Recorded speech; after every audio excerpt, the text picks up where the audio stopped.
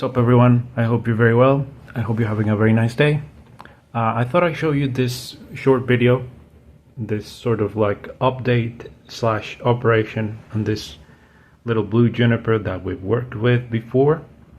You can see that it's growing nicely, and just like the cerisa that we talked about last time, I removed the container that was holding the soil so the roots could grow over the rock sins, I completely removed that, and we can see that this little guy has been growing and growing. Another thing that I want to mention is that I saw this technique on Instagram. I follow a bunch of pages. Some of them are Japanese, some of them are from other countries around the world, and apparently this is something that they do when they're growing in colanders or they're growing root over rock projects. They just put another container right beneath the one you're growing your tree in so that the roots can continue to go downwards, right? They also fertilize heavily and water heavily on the bottom container so the roots can continue to look for the source of water and nutrients. So that's something that I did, I don't know, about 6 months ago, and you can see that it's it's been growing very, very nicely since then. So last time I think I told you that the tree was a bit wobbly on the rock still, and it still is, but look, if we move it we can see that. Let's see if we can.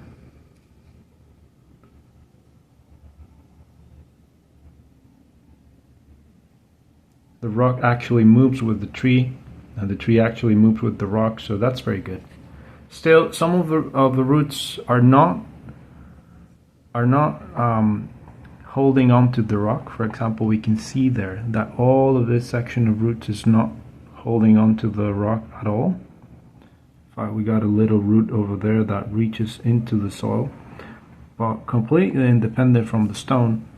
What we got sections that are growing right next to the stone, but they don't seem to be holding on to it. This one is really good over here. This one over here also grows right under the stone, and that's good because a little mat of roots can start to form right under the rock because of the lower temperatures. It's not something that it's completely let's say exposed to the sun and the elements, so that's something that the roots sometimes look for. And this one over here, it's really, really holding on to it. So you can see that the little tree is getting there. This process maybe in which this gap will be completely removed, it's going to take years, so I'm not in a rush. Right now it's working, like structurally working, but yeah, it's going to take roots before we can move this to a bonsai pot. So there are a couple of things that I want to do today. One, it's pile up. This is just going to be like an experiment. Pile up a bunch of dirt right next to these roots in hopes that they can continue to grow downwards, right? All of these roots are exposed to the elements, to water and the sun, the heat and whatever, in hopes that they can continue to grow downwards, and they can help the little tree hold on to the rock even better. So yeah, that's something that I want to do. Maybe I'm going to do that off camera. But another thing that I want to do is do a little bit of pruning. It's starting to get bigger as enough so that we have to worry about the main structure of the tree. So what I'm going to do is set the camera down, and we can start pruning. So let me just put the camera down and we can continue. Yeah, so I'll see you in a bit. Okay, so I've already done some pruning. Well, in this case will be some tearing off camera, but basically what I've done is remove little branches that are not gonna be lit and therefore will eventually die. Another thing that I want to do is start to get a general idea of the whole structure of the tree. Clean lines so that I can know what I'm going to be working with. you know, the main structure of the whole thing. So these little branches that grow right next to the corners and crotches of the trunk, I'm going to remove. So you don't have to clip those if you don't want. You can just remove them with your hand. Yeah. And we start to get a better idea of what we're working with.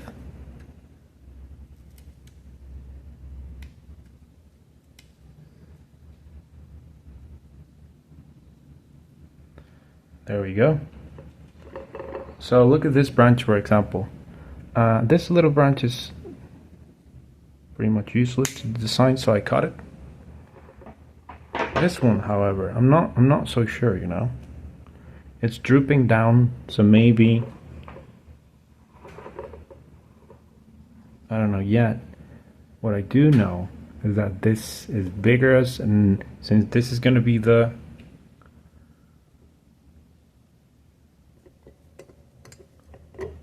front of the tree, maybe we can prune this so we can direct it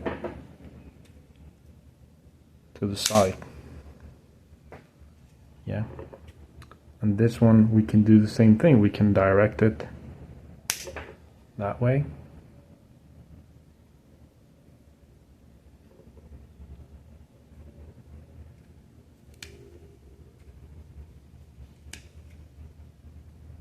And any branch that is growing directly downwards, you know, we can go ahead and remove those.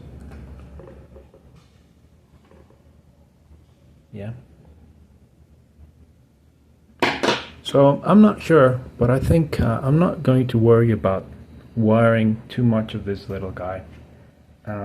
Just because it's, I don't know, you know, we'll see in the future. But like I said at the beginning, this is something that will have to be considered as I go along.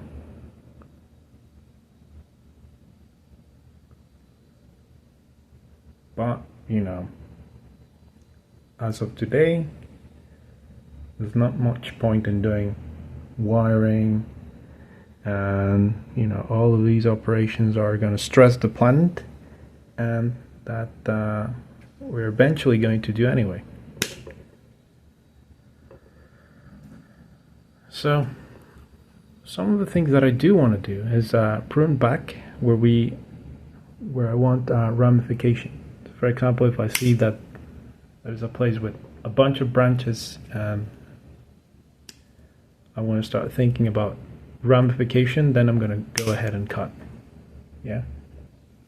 So over here, for example, where I'm working right now, I had 3. Now I only got 2.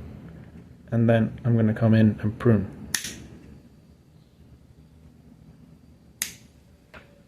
Like so. Yeah. So we're getting there. Look at this huge branch, for example. Like I said, I want to focus on ramification. So we got tons of little branches that are growing further back, and we got this very active tip. So yeah, what I'm going to do is prune back severely this whole tip, so it can continue to develop up back there, you know. So same thing with branches that are growing directly up. I'm just going to remove. Yeah. The reason why I'm doing this is because the foliage is already mature, and because we've also got a lot of rain still left in the season. So even though this is not the best time to fertilize and, you know, to worry about flushes of growth, where I live, it is one of the things that you need to consider during the summer, because you know, the heat is just too extreme over here.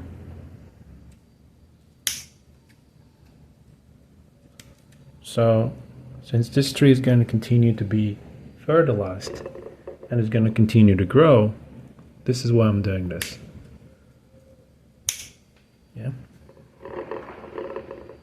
So my hopes is that these little branches will start to become more active.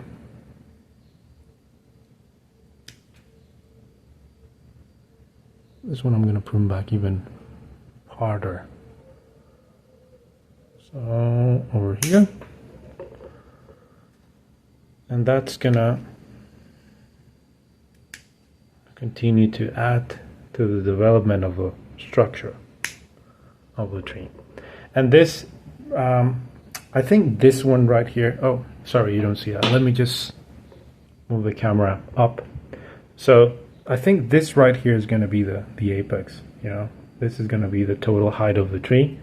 So after that, what I'm going to do is I'm going to remove most of the foliage, leaving just a huge sacrifice branch so that I can continue to elongate and thicken the trunk.